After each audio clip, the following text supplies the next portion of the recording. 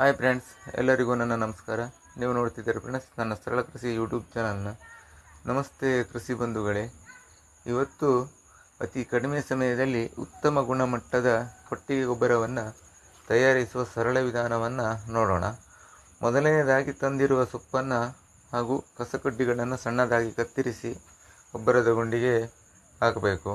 ಹಾಗೆಯೇ ಸಗಣಿ ಮತ್ತು ಗೋಮೂತ್ರ ಹಾಗೂ ಕೊಟ್ಟಿಗೆ ಸ್ವಚ್ಛಗೊಳಿಸಿರುವ ನೀರಿನೊಂದಿಗೆ ಮಿಶ್ರಣ ಮಾಡಿದ ನಂತರವೇ ಸಿಂಪಡಿಸಬೇಕು.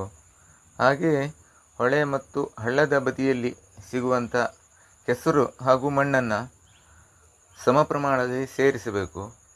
ಹೀಗೆ ಹೊಳೆ ಮತ್ತು ಹಳ್ಳದ ಕೆಸರನ್ನು ಹಾಕುವುದರಿಂದ ಗಿಡ ಮರಗಳಿಗೆ ಜೈವಿಕ ಕಾರ್ಯ ವೇಗವಾಗಿ ಸಾಗುತ್ತದೆ ಮತ್ತು ಗೊಬ್ಬರದ ಪ್ರಮಾಣವು ಕೂಡ ಜಾಸ್ತಿಯಾಗುತ್ತದೆ. ಹಾಗೆಯೇ ಅತಿ ಕಡಿಮೆ ಸಮಯದಲ್ಲಿ ಉತ್ತಮ ಗುಣಮಟ್ಟದ ಗೊಬ್ಬರ ಅಂದರೆ ಸುಮಾರು 60ರಿಂದ 70 ದಿನಗಳಲ್ಲಿ ನಮಗೆ ಮಡ್ಡಿ ಗೊಬ್ಬರ ಸಿಗುವಂಥದ್ದು.